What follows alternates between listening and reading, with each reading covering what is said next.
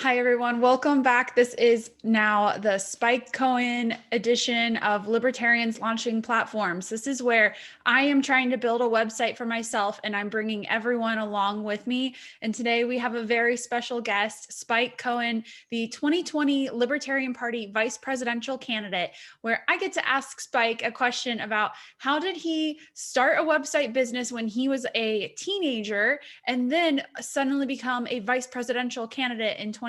So Spike, I have two questions for you, and then we're going to invite anyone that is with us to also ask you questions. And I would ask that people please keep their questions related to digital platforms.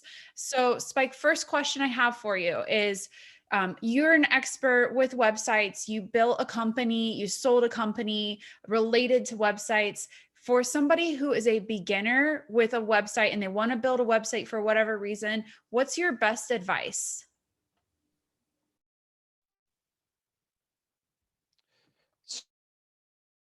Best advice, and if you're saying, is this specific to campaign website or just in general?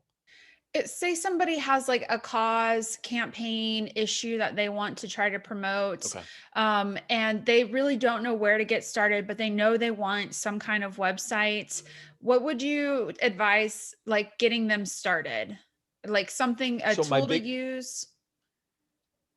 so my biggest advice would be to keep the website aspect of it as simple as and affordable as possible, because for something related to a cause, you aren't going to need all the bells and whistles that someone who does this for a living and would tell you what you need might convince you that you might need. You may be able to get away with having a Wix site or a WordPress site that you make for yourself, or a basic simple site that you hire someone else to make. The most important thing in your web presence is how active you are and engaging you are through your website, but more importantly through your social media, and using your social media presence and your in-person presence and everything else you're doing as a funnel to bring people back to the actual website. So the website itself is basically a landing spot for what you're funneling in, mostly from your social media. So from videos you're putting out, posts you're putting out, tweets you're putting out, you're funneling it back. The call to action is to have them go to your website, and you don't want it to be too complex there either. You want to have just the basic stuff. What are you about? What is the problem that you're trying to solve? How can people reach you? How can they donate? Make that really, really easy. You want a big donate to be where no one ever walks away from your website confused about how to make a donation, right? So you want to have it where you quickly funnel them into donations, volunteering, the stuff you want them to come there for. And focus your resources and your time and your efforts onto using social media, live streaming stuff, making videos, posting and tweeting and things like that to bring people into the website. The website is your end, not it's your means. Actually, it's really your end. The means is through the social media. So it's kind of what your end is to try to get them to the website so that they can donate and they can volunteer. So don't overthink it. Keep it simple. Keep it affordable. Focus your resources on the social media and the aspect of getting people into your funnel of your website. Okay, awesome. So another question though is like that's a great advice. If somebody is not sure like which service to use, is there a go-to service that you recommend for like a beginner getting a website built?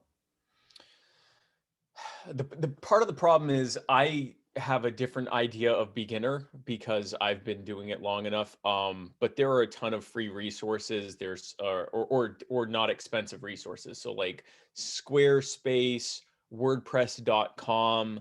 I'm a big WordPress fan, and I consider it pretty basic and user friendly. But I've been told by a lot of people that it's not as user friendly as I believe it is. Probably the easiest one, if you really know nothing about it, that I have any familiarity with, is Wix. And it's not, there is a free version, and then it goes up in price, and it's not too expensive, but it's the most user friendly out of all of them. You're literally just dragging and dropping elements where you want them. So if you can use, you know, PowerPoint or a word processor, you can use Wix. It's pretty straightforward. And if you get someone in there that actually has some web knowledge, you can do some of the customization stuff, but it's a little more limited than like WordPress or even Squarespace is. But it is more basic. And like I said, WordPress to me seems very user friendly and beginner, but I've been told by people that it's maybe one, it's kind of beginner intermediate, as opposed to Wix, which is truly a beginner one. So probably Wix, that would probably be the one. All right, that's awesome advice. So the takeaway that I got is focus on social media engagement, and then your Mhm. website is mostly just the ends of where you drive people to, and you don't focus as much on a beautiful, stunning website, but amazing content on social media that eventually drives people to your website. Pretty much, yeah. And Okay. engaging with the people in the community in social media. That the more engaged you are, the more you aren't just this abstract thing they're looking at. You're this actual person that's engaging with the community and building a community around what you're trying to, what your cause is.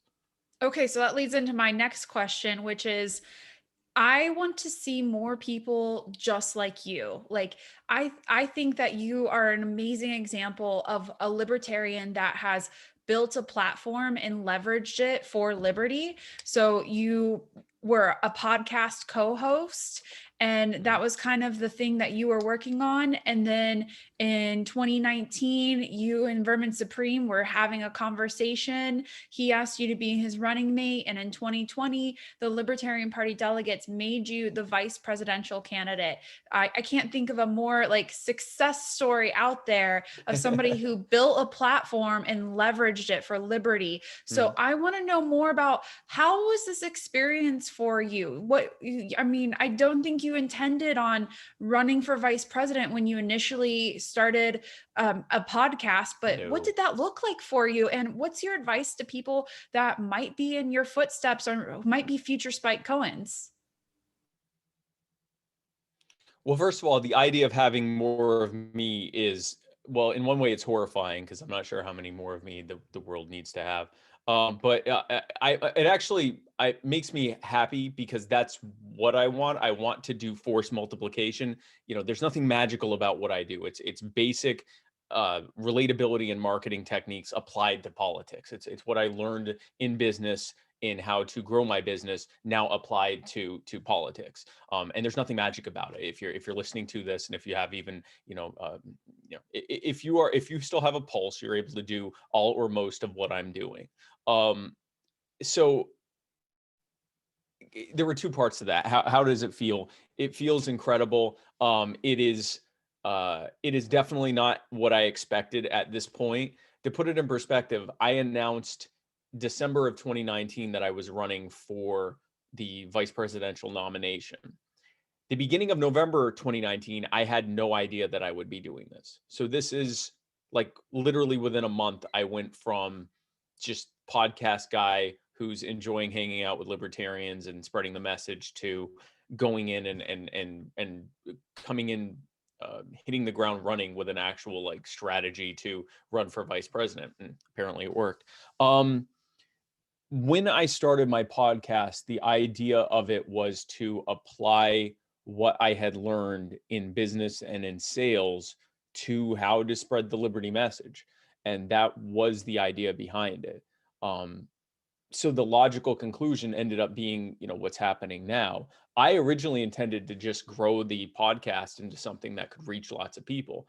It turns out it went way further than I had originally intended, but that was the goal. And for those who are thinking of doing, you know, what I'm doing here, I guess that's the second part of that question. If there is a, people get asked a lot, you know, what are the libertarian books you recommend? If you have not read this book already, I would recommend that you read or listen to, because it's available for free on multiple platforms as an audiobook, How to Win Friends and Influence People by Dale Carnegie. It is, libertarians often talk a lot about our philosophy books, our policy books. More than likely you already have all that down pat. You don't need to read anymore. If you want to read more, you can, that's fine. But it's more important to me that you learn the basics of how to win friends and influence people. It is a tried and true method, and there's a bunch of different resources in there about it. Like I said, if you don't have time to read it, it's available in audiobook format. And it is, I routinely, and I listen and re-listen to it often, just for reminders and pointers, because that's how you relate to people. It's about learning and remembering and implementing the ways that make people want to be around you, listen to you, converse with you, be a part of what you're doing, be inspired to be like you. So the fact that I'm being asked how can more people be like you is proof that it works. So go out and get that book, and you too can, I don't know, maybe even run for vice president. I don't know. Awesome. Thanks so much, Spike, for answering my questions. And I would love to open this up now to individuals that have joined us on the call that have questions about digital platforms in general. So, whether it's social media, websites, your internet presence, and how having an internet presence can benefit them. So, if anybody would like to ask a question, go ahead and unmute, and I'll add you to the spotlights. And while we're waiting for that, I want to address what Andrea said. She said Wix has had issues in the past with Google rankings, and that is correct. I actually did some research on this recently, and it has turned out that they have been able to fix a lot of that. There's nothing that beats a actual custom designed website where someone has gone in and streamlined the code to make it as Google friendly as possible. As drag and drop websites go, Wix is actually pretty good for Google rankings. I mean, again, you're not going to replace having a professional make you a clean. If there's someone that's offering to make you a WordPress site or something like that, for free or for very little, and they're good at it, take them up on it. But if not, and you're having to do it on your own, Wix is actually pretty decent and is not terrible for Google rankings. While we're waiting for anyone to have a question that they'd like to ask, or if you want to send me a message, I can go ahead and ask it. But Spike, I think that something I've learned recently is that I think it's important for activists to have a kind of website to tie together what it is they're doing. So many Right. times people don't understand what is an activist doing. And so I feel like if each activist that's a leader and has ambitions to continue on in the movement besides just like coming and being a warm body at a county affiliate, I think having that digital presence to explain who you are, share your Mhm. story and what it is you're doing is really helpful. And something that we lack in the liberty movement is this a interest in promoting ourselves. We don't want to promote ourselves. We're trying to promote liberty, but we're the messengers. We're the salespeople for liberty. So we have to, in a sense, promote ourselves. What do Yes. you think about that whole like self promotion thing that might be uncomfortable for people, but is kind of a critical element to doing it right? Self promotion is key, and most people are not, they don't like that part. The reason I believe that a lot of people in general often end up either working for someone else or working under someone else is because we don't naturally want to be the one to go and say, or most of us anyway, don't naturally want to be the one to go in front of someone and say, hey, you know who would be great for that? Me. Right? Like that's weird. And it feels weird. And the less comfort and regularity, familiarity we have with that, the worse that feels. If you are running for office, even if it is with the intention primarily of just spreading the message of liberty, it is crucial that people want to know more about you, because that's how people who are considering voting are considering you, especially if you're running for like a local office. All they want to hear about is, do you care about them? Are you connected in the community? Do you care about the community? And then after that, what are your solutions? Whereas we tend to think the opposite way. We tend to be like, hey, my name's such and such, and I'd like to tell you about self ownership and non aggression and personal autonomy, and how the Federal Reserve is ruining the cost of living and monetary policy, and all of these different things, and getting into these deep philosophical systemic discussions. Most people, they want to hear, hey, I'm such and such and I care about you. and I love this community. And that's why I'm running for such and such, because I think that we need new blood. And that's like nothing but platitudes and we hate it, but that's what people want to hear. Now, once you get their ear, once they know that you care, once they know that you are involved in your community and want to help it, then you can begin slow walking them into how we got to the problems that you want to fix, what your solutions are to fixing them, and then much further down the road, why your solutions work. But it has to be in the pretty much the exact opposite way that we tend to talk about stuff, because that's just libertarians tend to be more systemic and almost like an engineer in how we look at things. We look at the holistic, the entire body of why this is like this, and that's not how people think. They think, I care about you, you can trust me, I care about this community, I have great ideas, and then this is why it works. And then when it goes to the website, we often, and not just in politics, but a lot of people will say, well, I've got an active Facebook page or Twitter or YouTube or whatever, I don't really need a website. The problem is, if someone says, I want to find out more about you, and you go, oh, okay, cool, you can go to my Facebook page, they see your posts in the order that you most recently posted them. They don't get to see the way you want them to see what you're about, what you care about, what it is you're offering. If it, if it's a commerce website or whatever, they don't get to see it the way you want it laid out. They get to see it in this like reverse chronological order, most recent to least recent. And that doesn't necessarily tell the best story, especially if you post regularly, because they're just seeing what you posted about today. And it's like, okay, great, but what are you about? So it's important to have that actual presence that you control. Also, the sooner you can pull them off of social media, if for no other reason than to get their contact information, get a donation, get them to volunteer, whatever, the sooner that you potentially don't lose them and their, very short attention span to some other thing that has nothing to do with you. Thank you, Spike. Let's go with Brett DeRitter for the first question, then Morgan, then Sean, then David, and then Brian, and then Caitlin. Hey, I think I may have accidentally raised my hand because I'm a boomer. I apologize. I'm here excitedly listening to what Spike has to say. That's a great question. Thanks for joining us. All right, Morgan, let's have you come on for your question. Okay, thank you very much. Spike, I wanted to ask you a question about utilizing social media. Is it better to utilize all the available social media networks like Facebook, Twitter, MeWe, Minds, Clubhouse, etc., or would it be wiser to try to utilize one or two particular networks over the other? And if it's the latter, which ones would you recommend? So the answer to your first question depends on how much time and resources you and or your team are willing to put into it. If it's just you and you've only got a couple hours a day to put into this, don't be on 15 different things, because what's going to happen is you're just going to have a bunch of dead accounts and not be doing anything on them. If it's not, and if you do have to, be more like most people have, a one or two or a few things that you are on, I think it is absolutely crucial. And I hate to say this because I hate it.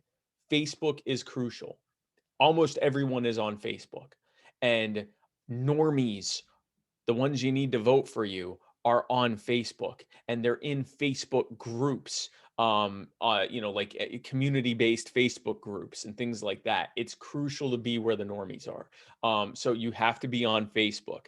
If you are going to be creating regular video content, it's important to be on YouTube. If you're not, don't get on YouTube. Do not create a YouTube channel with just one video on it that says, hi, I'm Morgan and I'm running for such and such, and then that's it. Don't do that. You can have that video on Facebook, on Instagram, on Twitter, on whatever. You don't have to have it just have a YouTube channel just for that.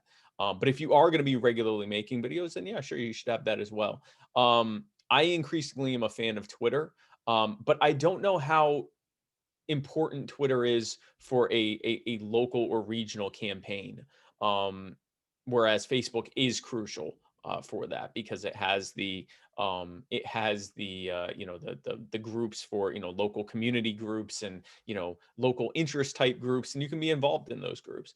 So I would say Facebook above all, which I hate that because I don't like Facebook, but it is definitely the big one.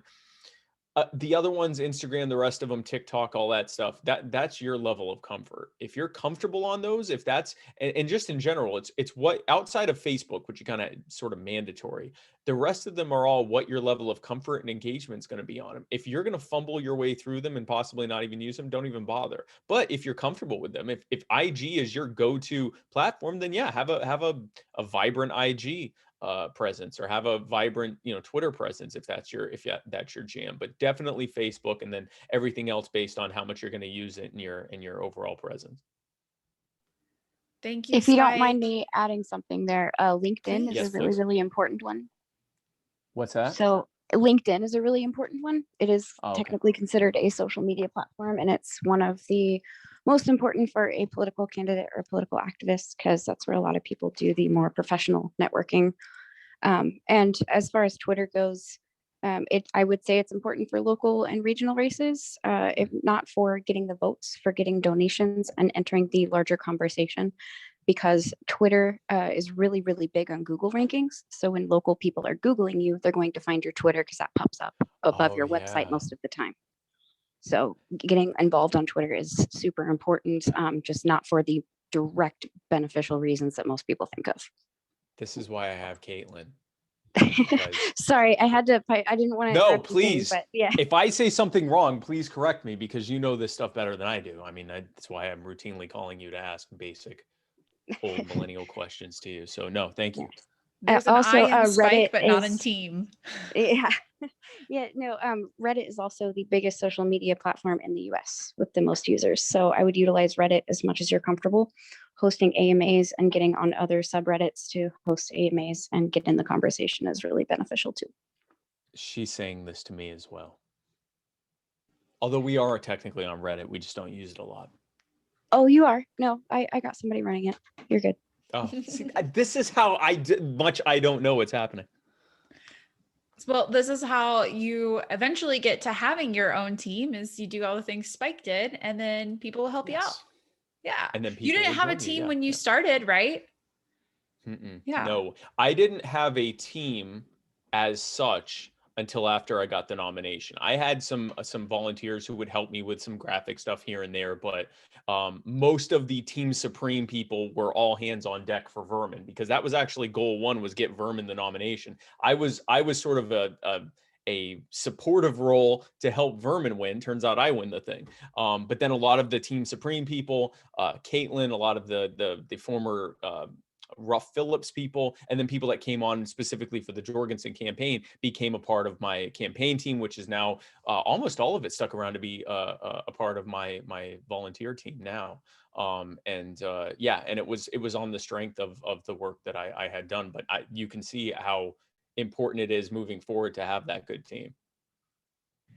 Let's go to Sean Sparkman's question.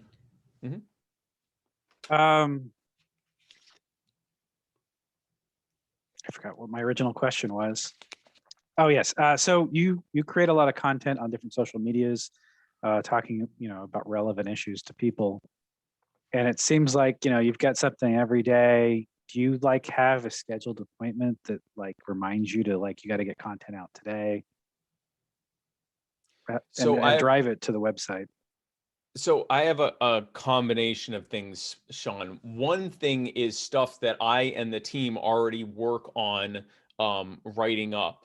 And the way it usually works is they'll bring me a bunch of different items, and of the ones that they'll have me say which ones I think we should write about. Then usually they will write up a very basic, anything from just a bulleted list of the basic facts to maybe a framework for an actual write-up about it. Then I go in and either take what they've written as bulleted list and write information about it, maybe do a little bit extra research if there's things I don't quite understand, just to make sure I'm writing it correctly. Or sometimes I take what they've already written and completely butcher it to make it sound like how I talk about stuff, which is much more simple.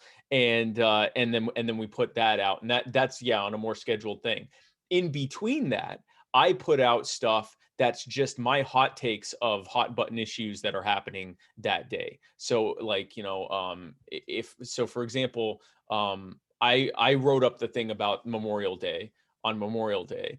And then I believe there was an item, actually that was yesterday, about, that the CIA had put out this Humans of the CIA video, and how it was like, hello, fellow humans, we are the CIA. And so I made a hot take post about that. Those are things that I just kind of put out there as things are coming up. And the team will sometimes help with that too. Sometimes it's me looking and seeing stuff. Sometimes they'll bring stuff to my attention and say, hey, you should put out a little hot take about that. And I keep it simple. If it can fit in a tweet, then that's a good hot take. Sometimes I'll expand upon it a little bit more, but usually if I can fit it in a tweet, or maybe a 1 or 2 tweet thread, then that's a good size for a hot take on something. But then yes, we have the long form stuff, and that stuff we work on pretty much throughout the week. And schedule it for, we probably got, I don't know, maybe 7 or 8 items that are waiting to go out at different times. And we kind of spread them out, so it's not just all hitting you all at once. Thank you, Spike. We've got David, Brian, and then Caitlin, and then we will wrap as soon as you're ready. Go ahead, David. All right. So my question, kind of back to the team building piece, is how, when you were starting out, did you differentiate between the things that you didn't know how to do, that you just needed to learn how to do, and which ones did you go and find somebody else to do? That's an excellent question. I actually learned that during the time that I was in business. My strengths are team building and leadership from the top, and sales and marketing. Those are my strengths. Anything that has to do with either, working at the top with people to delegate things and to come up with a framework of how things are going to go, or talking people into stuff, basically, is what sales is. Anything related to that is my wheelhouse. I do things like coding, or graphic design, or these different things. Some better than others, but that's not my wheelhouse. There are people that are better at it, that can do it faster than me, that can do it better than me, and where my time is better used, on those things, and on appearances, interviews, hot takes, and things like that. So I think probably the best rule of thumb there, David, is just what are you best at, and what makes you happiest? Anything that you're not best at or makes you happiest, try to find someone who is best at or that makes them happier, and try to build a team of people that are waking up doing what they love to do. Really good advice, Spike. We have a question from Brian. He would like to know if online promotion related to activism is different from traditional business or sales online. So like, should activists operate differently than somebody who's trying to run a business or sell products? The only difference is the call to action, really, and how you relate to people in the call to action. It's feel, felt, found. Brent's on this call. He's going to love this. Feel, felt, found is the method of empathizing with people, showing them that you understand, showing them that you have a understanding of what caused this, and then a solution for it. So feel, felt, found. I see that you feel this way. Other people that I've spoken to also feel this way.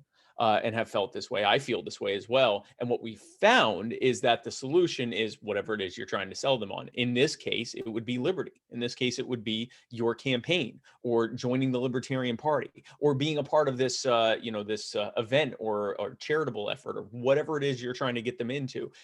So it's different in that you're trying to sell them on helping you with something, or donating to you, or joining you, or be agreeing with what it is you say, as opposed to give me money in exchange for this product or service. But it's pretty much the same thing, which is why, again, how to win friends and influence people, that works for everything. It works for business, it works for politics, it works for just general relationships, it works in your personal relationships. So it's only the only difference really there is the call to action, and then how you build out your message from them, what that call to action is. We have a comment from Caitlin. She would like to know if you could cover basic ClickFunnels, user ClickFunnels, and conversion methods for digital marketing. Yes, you would do this much better than I would in terms of technical terms, but here's the basic thing of any kind of funnel. You start with what gets their attention, and then you work their way down into what the end call to action is. The end call to action being, get them to donate, get them to volunteer, get them to I guess that'd be donate or volunteer, or if it's like an affiliate thing you're trying to grow, then to join the affiliate or whatever. And what you do is you prioritize what you need the most, what you want the most, and then build out your funnels and your flow of action from your social media to your website into how to get the most into those different things. And you do a lot of analytics in the back end. You do a lot of checking to see what's working, which posts work, which videos work, which tweets work, and so forth, to get those different desired results. And from there you can kind of fine tune how to be able to do that. That's sort of the basic 30,000 foot view of how that works. Caitlin would be able, the person who asked that would be able to expound upon that far better than I could. Well, that's a great segue into my closing pitch, which is Libertarians Launching Platforms is a shared knowledge service where libertarians that are really good at things, especially related to digital platforms, share their knowledge with other libertarians. So that way we can all have a better message that's out there on the internet for people to find us and for us to find people that are waiting to hear about liberty. So Spike, I'm so thankful for you taking some time. This has been really great information. I'm going to share it with as many people as I possibly can. So that way we can have you not be the first and only podcaster to become vice president, but somebody will be in your shoes someday where more podcasters, more people with digital presence will eventually find their way into running for office and maybe even running into the White House and serving in the White House instead of, like we're going to get there. So I really thank you for your knowledge. And I think I'll be reaching out to Caitlin to see if she'll help with some knowledge share. Brett DeRitter is already on deck in the future to do some liberty selling knowledge share. And if anybody wants to participate in this project with me, let's exchange knowledge and do liberty better. So thank you, Spike, for your time. And have a great day, everyone. And please share this information. It's cost $0. So we're just having a good time and doing ourselves a service by getting our message out there on the digital airwaves. So have a great evening and thank you again. Thank you, everyone. Bye.